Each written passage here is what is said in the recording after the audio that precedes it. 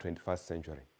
Do we continue with the old model approach to addressing the problem of migrations, or do we adopt a new approach to that effect? So, it's prepared, and you can just put it in arrows. Yeah. Yeah. Thank you so much for that, and also sorry for the hitch, but so far so good. Now that we have set it up. So that introduction suffices for me to pick up my discussion. I think it's an open discussion that we may also just participate openly once we have done with the presentation, so that maybe we might set the ball rolling for not only an academic discourse, but a practical way to addressing the problem of international illegal migrants across the world. I pulled that image from some document from the internet, and it shows probably reasons why people, a basic reason why people migrate to other countries. It looks like people are just getting crowded at a particular place, and they want to move to another location. And this apparently is phenomenal in terms of ancient reasons why people moved out. When you look at the historical aspect as why people moved out, one major reason was because of crowding. And the crowding definitely meant a lot of pressure on resources available, pressure on access to many other aspects that make them live comfortably. As an introduction, I want to just briefly mention that human immigration involves the movement of people from one place to another with intentions of settling permanently or temporarily. This kind of movement may often occur over long distances from one country to another, but this is not limited to that. It's also possible to have migrations within a particular country or region. So this is one subject that has preoccupied most of the academic community internationally. Many debates now are taking place to address the question of illegal migration across. And almost all nations of the world are affected, either as sources of migration or transit corridors, or as hosts of those migrants who are moving. A period of 50 years since 1970 has seen a substantive increase in migrants from about 84,460,125 to a total of 271,642,105 in 2019 alone. This is according to the Wild Migration Report of 2020. And this number accounts for about 3.5% of the world's population. So by that year, by 2019, you can see that about 3.5% of the total world's population was actually a migrant population. According to the UN Statistics Division, there is substantive south-south and north-north migration. That is, migrations within the southern countries and also migrations within northern countries. By southern, of course, southern, I mean from within the continents of South America, within the continents of Africa, within the continent of Southeast Asia. And for north-north, we mean within Europe, for example, or from Europe to the Northern American continent, that is Canada and USA. For instance, in 2013 alone, 38% of all migrants had migrated from developing countries to other developing countries. That is the South-South movement. While 23% had migrated from high-income oil-producing countries to other high-income countries. That is the example of the North-North, although necessarily may not be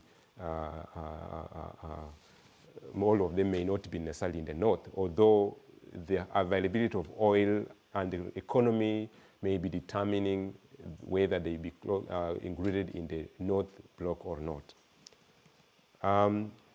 There is no intention that this indication, rather, that this trend is going to change, and the methods used by migrants to relocate are more often than not fatal, including willingly being smuggled in refrigerated containers, overloaded boats that hardly reach their destination. Smugglers is a key catalyst to this phenomena, and smuggling itself being a lucrative business, with migrants paying up to 6,000 euros for guaranteed passage. This image here shows an artist's sketch of drivers, George Nike on the left and Iman Harrison, right, during a case in which the two were accused of smuggling and subsequently causing the death of 39 immigrants in UK. These immigrants had been smuggled all the way from, I think, somewhere in East Europe, across Central Europe, up to UK. But unfortunately, the 39 immigrants actually suffocated to death because of the refrigerated containers. On your right, on my right, you see there is that truck that was actually used to smuggle the 39 immigrants into that country. One of the very unorthodox means through which smugglers are using to have immigrants taken to their destinations. But eventually, of course, the results are normally fatal, as you can see. Some of this, some governments take, of course, actions which are against the principle of human rights or freedom of movement. Devised, the methods devised normally go against the basic basic human rights and peace in handling immigrants, including, for instance, in this case, a wall between families. So what you see here is a wall on your right, is a wall between USA and Mexico. But ironically, you can see children do not know the boundary. There's one child on the other side of the boundary. They're actually playing on a seesaw balance, which again tells us about the impact of a method, some of the methods that countries are employing to prevent so-called illegal migrants. And then to your left, you can see this is a group of immigrants who have just arrived in France and now being escorted by police to a secluded camp for further documentation. The walls being used as deterrents are not actually sufficient enough to prevent people. This is a tunnel, again, built by or supported by some individuals who are known to facilitate, again, illegal immigration across the American-Mexican border. And so we see that despite the methods that countries are applying, they are not sufficient to prevent illegal migration to other countries. So at this point, given the kind of background, I want to look at the question of human migrations from my own background as a historical archaeologist, so that we may bring this subject to a context that we may be able to provide discussion. Human migration has been known from as early as 10,000 years ago, during the early Holocene. In geological periods, you can talk of Pleistocene or Holocene. Holocene goes to about 10,000 years ago, at a time when the modern anatomical man is known to have appeared on Earth. And I don't want to dwell into the theories that explain the emergence of humans, because, of course, there are other dimensions like the Christian faith, the religious faith, which has the creation stories. But from paleontological evidence, modern anatomical man appears on Earth at around 10,000 years ago. I want to also to look at the migrations in the pre-modern period, that's between 2000 BC to 500 AD. Migrations also in modern history by the end of 1900 Common Era, and eventually contemporary history of migrations after 1950. I'll cap that with a review of the regional political and economic integrations, looking at the itinerant global populations and the state system. So very briefly, here I present a map, and this world map, of course, shows the directional migration of humans, of especially the modern anatomical man at around 10,000 years or even earlier. And a lot of paleontological and archaeological researches have been done across the world, focusing especially in the Rift Valley of East Africa, and there's been a lot of evidence sufficient to provide the fact that East Africa is the cradle of mankind. And if that is true, of course, it means all humanity across the world have been spreading or migrating from that central region to other parts of the world, as indicated by the arrows. The shaded arrow actually indicates and is supported by archaeological evidence or paleontological evidence showing how settlements have actually occurred in those areas. Of course, in Europe, we know that we have the Rhineland in Germany, which has been a very important candidate of providing alternative viewpoints as to the emergence of Homo sapiens in Europe. And so I mentioned about the various opposing viewpoints as to where exactly did Homo sapiens emerge.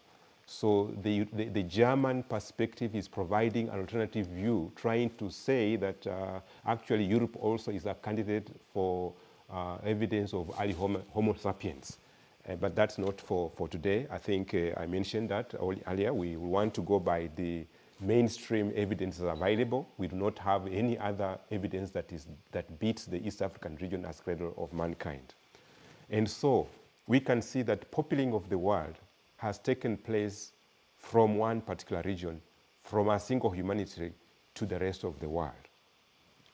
That kind of migration has been responsible for the cultural diversity that we see in humanity today, not in one country, not in one region, but throughout any human settlement, whether that's in Africa, whether that's in Europe, whether that's in South Asia. We find native communities and societies with a lot of diversity, not only in tradition, but also in language, religion, and so forth. And here you can see the possible genealogy of human language, which is very broad, but I'll go straight to another brief example on the Pro-Indo-European language as one of the sources of diversity due to human migration. And so the pink area represents what is called the Anatolian or the Satem branch of the language from the Proto-Indo-European. Then you have the Centrum branch. The Centrum branch is responsible for the present most of the Western languages. Under that you have what is called Germanic, Hellenic. Under Germanic you have languages like Norwegian, Icelandic, Faroese, Swedish, and Danish down here. And then the Hellenic, you have the Greek, which is actually the only surviving among those. And then you have, under Celtic, you have Scottish, Irish, okay, at this particular place. Here you have the main ones are Germanic, Celtic, and Hellenic out of the branch. And then you have those surviving languages here. You have Norwegian, Icelandic, French, Swedish, Danish. Then Celtic, you have the surviving language is Scottish, Irish, and that. And then Hellenic, you have Greek as the only one. The other ones are extinct. And then the Anatolian branch gives what is called the Slavic language, under which you have Polish, Czech, Slavic, Bulgarian, Slovenian, Serbia-Croatian, and then you have Ukrainian, Russian, and Babylonian. So all these, the surviving languages, appear to have branched from the common Pro-Indo-European language. But what we now experience today as the spoken language of Europe are actually a product of the cultural diversity that is a product, again, of the migration patterns that we have actually seen. Looking at the migrations between 100 to 500 AD in Europe, before we talk of the modern Europe that we know today, we have to go back in time and see the kind of movements that took place between that period of time, especially during the invasions of the Roman Empire between the same period. The arrows shows the various ethnic groups that are settled in Europe that are actually the proto-ancestral groups for present-day European communities that we now know today. But you can see there were names such as Huns, Vandals, Goths, Ostrogoths, Visigoths, and so forth. And the arrow shows you how these people moved through that period of time across the continent of Europe, giving rise to the various cultural dynamics that eventually produces what we now see today as modern languages and groups of Europe, who eventually have settled and therefore claimed territorial ownership, okay? But again, with the subsequent dynamics, we'll see that this is actually working contrary to the same principle of free mobility and dynamics that is characteristic of human society today. Europe between 900 of Common Era to around 1215 AD. What you see are the two maps, of course, a product of that, showing a coalition of communities, societies, languages, cultures that is so diverse. And all these things have been responsible for what we call the 30 years of war and the Westphalia Treaty that took place between 1618 and 1648. Apart from European experience, the African experience is not different. What you see here between 2000 BC and 500 AD, migration patterns in Central and Southeastern Africa took place, as you can see in the map. And eventually those migrations gave rise to this kind of distribution of linguistic languages that you now see across Africa. That did not just happen. It happened because there was a lot of movement, dynamics, and mixing of cultures that can be verified through anthropological engineering to try and understand the relationship through the DNA analysis and that kind of thing. It has shown also linguistic similarities between people in Central and Southeastern Africa to have had a common ancestral. Then we also have the dispersal of astronations on the lower right. You can see that map again showing the Pacific region, Southeast Asia, and how people moved during that period of time, giving rise to the present day communities as we know them today. Now, as already mentioned the Westphalian Treaty, which was actually the culmination of the end of the 30 years of war between that specified period, between 1618 and 1648. From one scholar, James Nathan, sums the effect of the war and the process in this single sentence, that whatever was happening was as if one side fought with God. It followed that the other had sided with the devil. This demonstrated the kind of ferocity with which the war took place among societies and communities and nations in Europe. And so the war was so destructive that battles occurred over most of Europe, and when it ended with the treaty, the map of Europe had actually irrevocably changed. And so the map eventually will appear like the one we are seeing with a lot of modifications, because that map actually shows the changes up to and including 1300 AD. And that was actually phenomenal in terms of as a product of the Westphalia Treaty that marked the end of 30 years of conflict.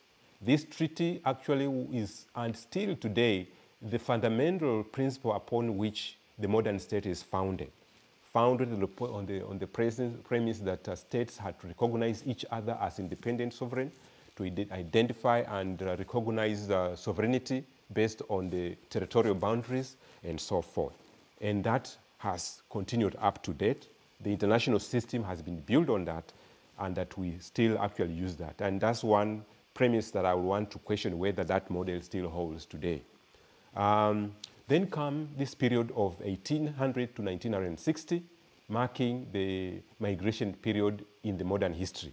What happens here is a lot of industrialization, a lot of imperial expansion, including some very deplorable means of trade, including slave trade, that saw movement of about 30 million people from normal domiciles to foreign lands.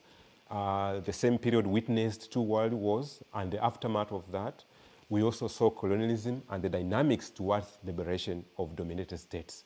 This also marked movement of people in various directions, some through voluntary, others through involuntary means, through displacements, ethnic cleansing, and so forth.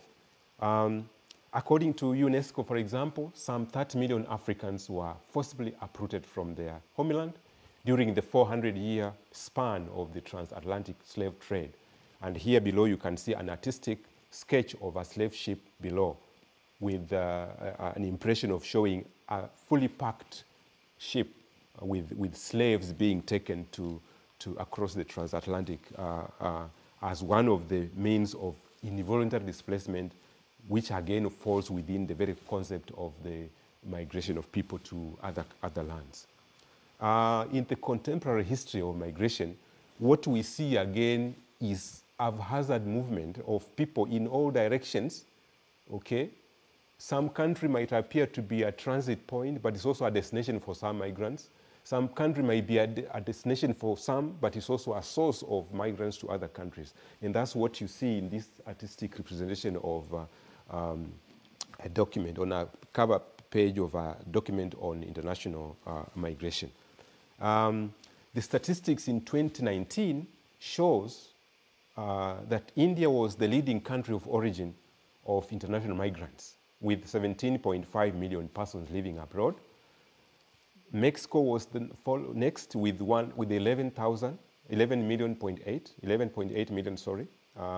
China follows that with 10.7 million. Russian Federation, 10.5, and then the Syrian Arab Republic at 8.2 million years. I think there are various reasons there's not a single reason to explain for those people to have moved to other countries. In the same year, on the right, you have a list of countries which counted for the majority of origin states for most of the displaced people or migrants across, with India leading, Mexico, China, Russian Federation, Syria, Bangladesh, Pakistan, Philippines, Afghanistan, and Indonesia topping the list. And on the right, you have a list of 10 countries which has most preferred destinations, okay? And this does not mean that those coming from these countries are actually going to these particular countries. These are simply a selection of the top 10 host countries and top 10 countries of origin. The discussion that I just present here is that the international global system under the UN has been highly dependent on the sovereignty of individual nations. And that's why I'm talking about the Westphalia system not being able to hold anymore, because the boundaries are falling apart. Very closely to that, we have what is called the new economic order, which is defining internationalization of businesses and labor trajectories. Global village is defined in terms of markets, money, but not in terms of humans. So the global West will be happy to talk about global village as a world market, but they are not happy to talk about the same village for humans. That is, if we are moving businesses, we are moving MNCs and their subsidiaries in the South, we are also moving our investment there. But the same global village cannot be talked of when you talk about humans moving to other places freely. Regional integration is another aspect. We have seen European Union now a regionally integrated region, allowing free mobility of their citizens from north to south, east to west of the same continent. The same is happening in the United States of America. Actually, United States of America is a union of states that allows free mobility within the boundaries of the United States. It's also possible that there is high mobility between Canada and the US. There is high mobility in two-way between Europe and US, or in between Europe and Northern American states. And so regional integration is giving a new dimension in terms of how we define a global village. Africa is moving in the same direction with the African Union. Okay, there have been hitches here and there, but we already have structures where countries are already talking about regional blocks coming together. The East African region is already integrated, and we are moving towards a single currency. We already have acquired single passport for the East African region. So with the East African passport, you can travel from Kenya to Tanzania to Burundi, Rwanda, Uganda without any problem. And therefore, the question of the Westphalia Treaty and the validity of the international system with sovereign states defining human mobility is going not to hold anymore. And that's where my argument will come in, that human migration is not an artificial creation, but a phenomenon as old as humanity itself, where humans are itinerant in nature. And we have seen it even today. People, even those who are living in very well-developed countries, they are not staying in those countries. They are moving out to other places. Those who are in the low-income countries are moving out of their own countries. So it means even being endowed with resources and development does not define where people should stay. The current global migration patterns are not likely to change unless there is change of approach from isolated to collaborative, multi-pronged effort by all nations. Meaning that not any single country will come up with a policy to define and demarcate policies for citizens and curtail their movement, even when sovereignty has to take precedence. The Westphalia state model is no longer tenable in the contemporary new global order. As already mentioned, we have the EU, we have the African Union, we have the Southeast Asia Organization, and so forth, which are trying to coalesce and integrate their societies, their economies, and therefore their political freedom so that people can move freely. So governments have to formulate policies to embrace immigrants rather than treat them as the other. Because the trend as it is that we will continue moving. People are going to continue moving. Whether countries come up with methods that we have already seen, they may not be sufficient to stop them. They are not actually reasons to be able to stop people. Humans are intelligent. You can prevent animals from using electric fences, but you cannot prevent humans from moving to other places. Not walls will do, not electric power will do, not tunnels will do. So governments will have to learn to formulate policies that will embrace every other person, whether that person is a native, whether he's a national, whether he's an immigrant, whether he's illegally immigrated or legally immigrated, whether those people have migrated with documentation or not, because humans are by nature itinerant. And that might be the precedent by which modern human societies will have to address issues of migration. When you talk about global village of the world, let's talk about the global village including the people, rather than looking at one-sided view of a global village because some countries want to invest and have markets globally so that they have their commodities be available to everyone else, and they are not interested in the people who actually becoming their markets. And so I want to conclude by asking this question, whether it is possible to have a global village where everyone will feel included and not excluded as that of the other from illegal immigrant. Thank you so much, and welcome.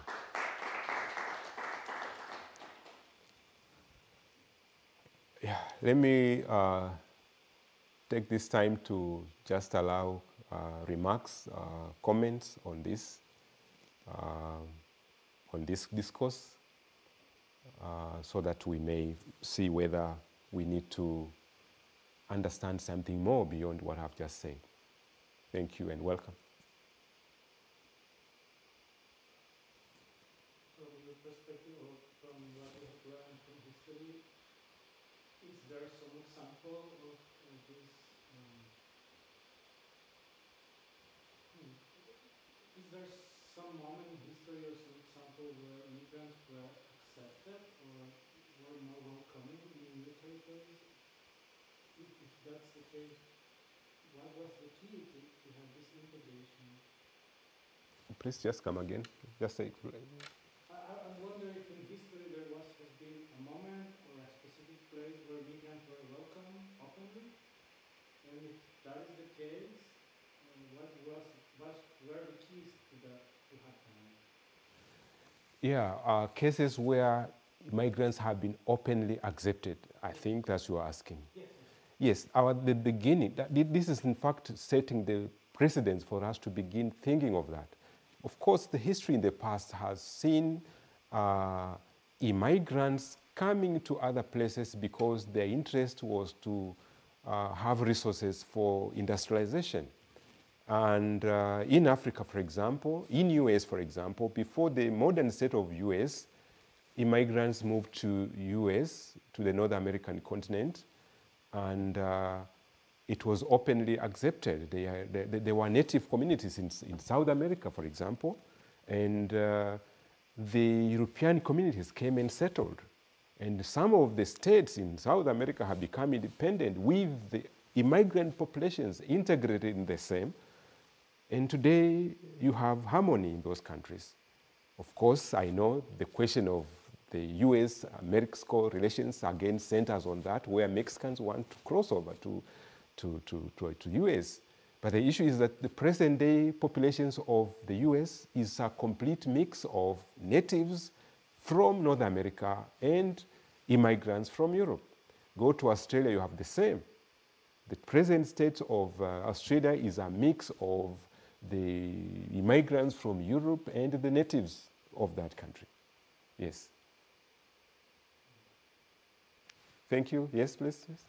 Thank you, Dr. Busolo, for that very elaborate presentation. Thank you. Mine is more of a comment Yes. than a question.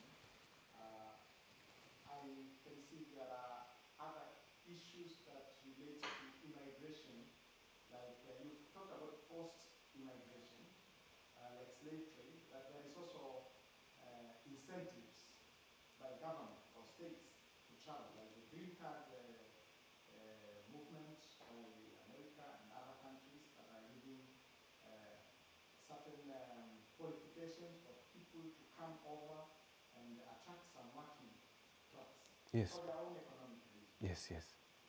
But looking at your concluding question, I agree with you that that is the direction, and states might not be able to prevent this challenge of migration. It is becoming more, maybe because of scarcity of resources and availability of resources in one area and many, many other reasons. But is the world prepared for this direction? Right now there is explorations in Mars, a lot of investment in other places, other planets. What is driving this? Is this an interest for human beings to immigrate from Earth one time? And after we finish the touring Mars and others and looked, if we found a possibility to live in any other planet, will that trigger another dimension to this migration issue? However, I see a crisis if the world does not get ready sooner on this falling apart of Westphalia kind of modern state situation, then we will move into a crisis where identity, state does not equal to identity. Right now you cannot define who is a Czech by just looking at them. You know, I could be a Czech myself. Same case with every country. The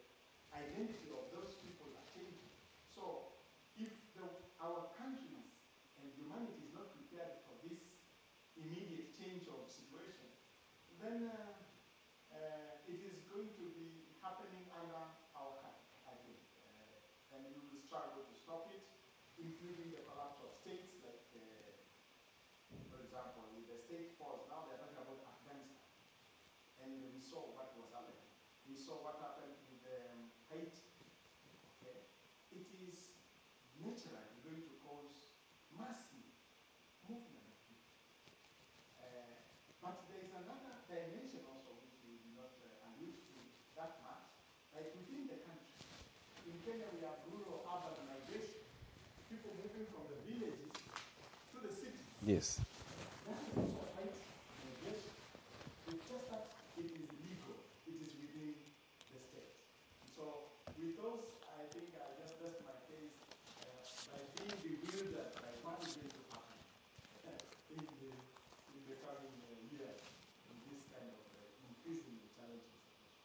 Very well, Prof. Thank you so much for your remark. And I want to just concur that what you've mentioned too, especially the green card issue for the US, provides an opportunity for us to see through what it will mean for a positive migration approach, which again has not continued to survive because with the change of administration in the US, these policies has been receiving different and mixed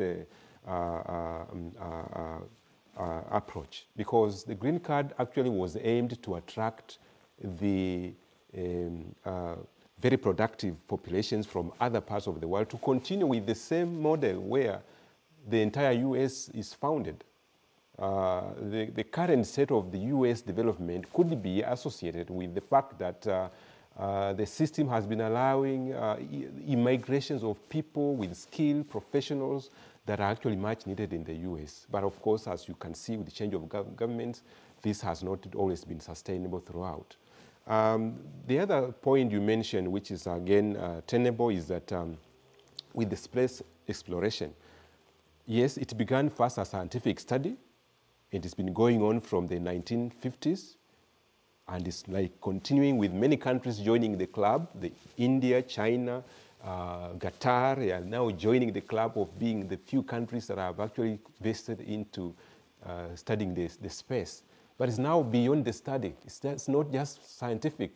We will now have tourists, packaging of tourists being able to be taken to space. The next time will be actual settlement. Already we have space stations where scientists are spending months and months and only come back. They also attend conferences up there. So yes, I think the future is like migration is now beyond the global, actually terrestrial. It's going to be extraterrestrial. And who knows? Yes, there might be migrations from the Earth to the outer space. So thank you so much, Prof, for your comments. Of course, I know the other issue of, because of time, I didn't dwell much on the internal migrations that I mentioned. But of course, the issue is that we have countries which are both sources.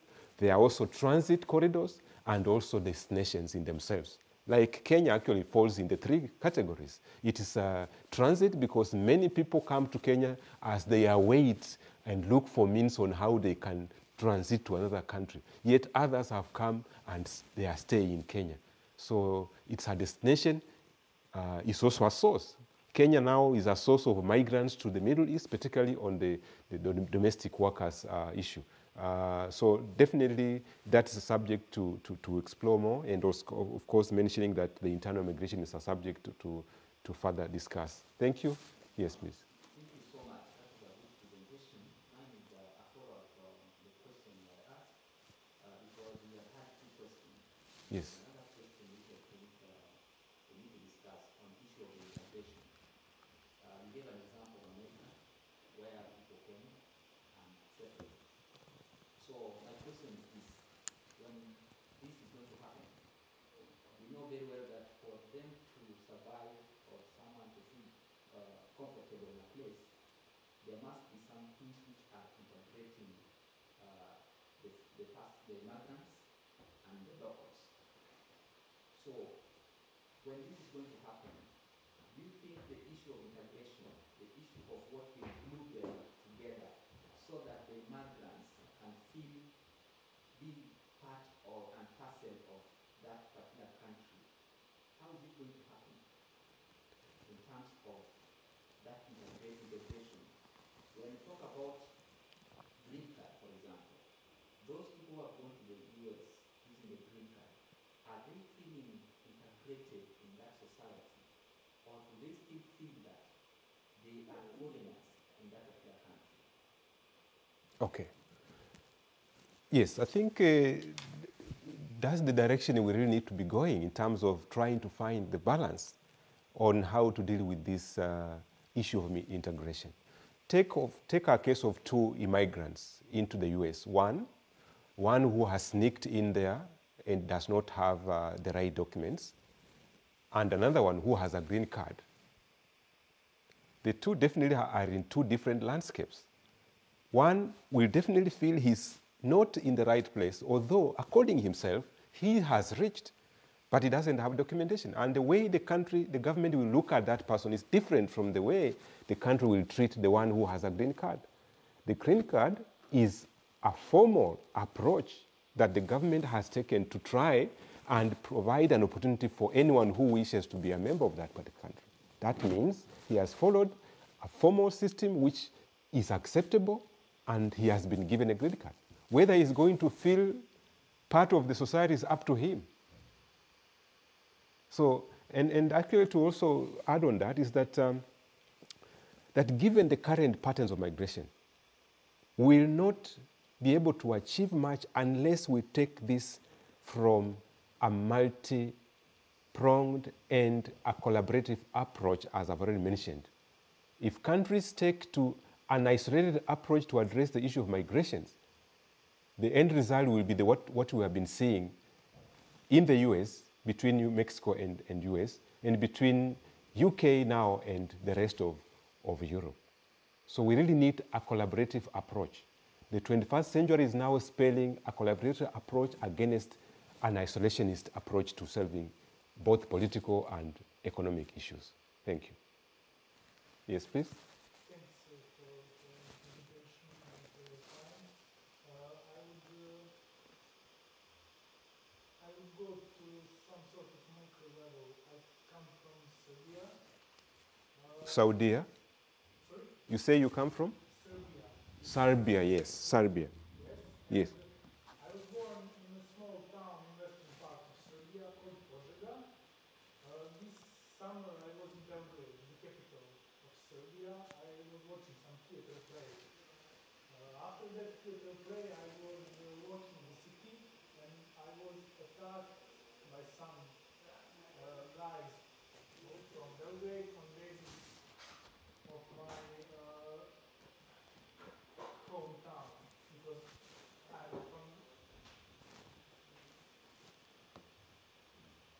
I'm from the same country, but from a different town. Yes. Other thing is that in border part of Serbia, border part of Czech Republic, border part of Hungary, Yes. far-right movements rise up. Yes, yes. Prevents possibility that people can feel welcome. Yes.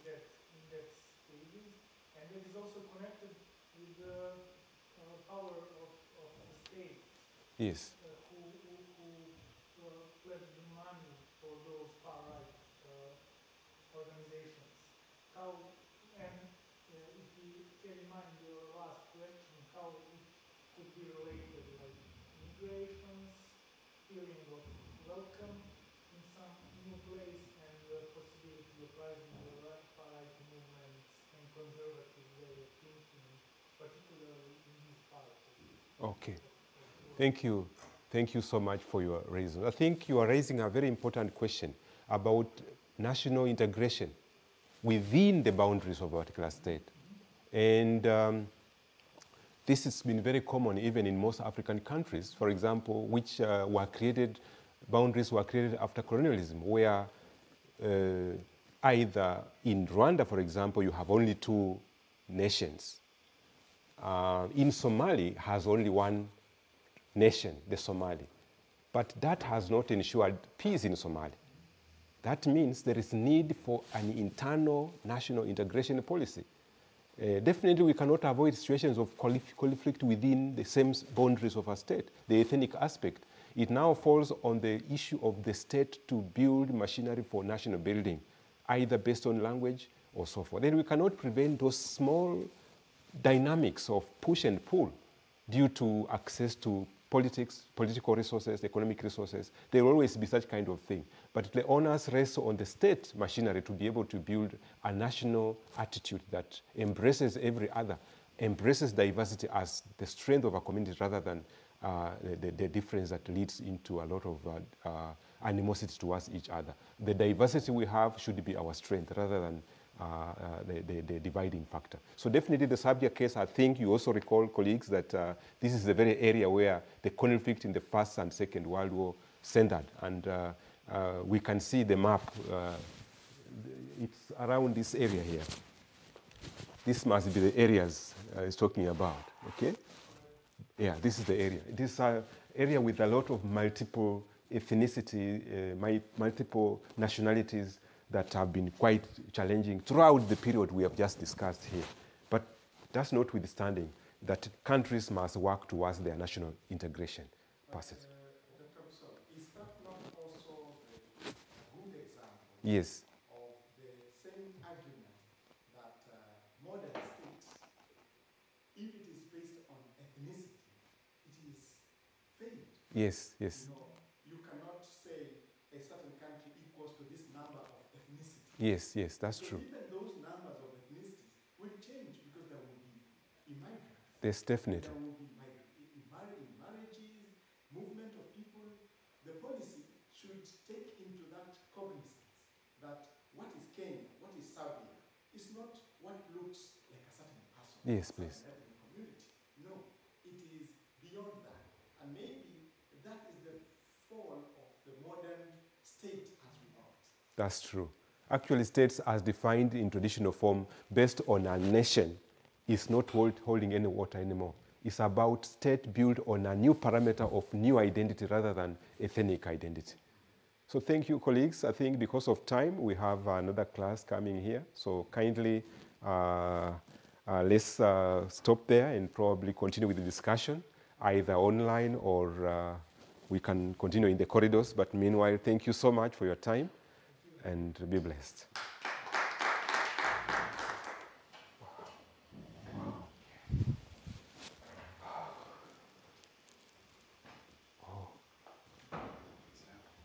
Thank you very much. Thank you.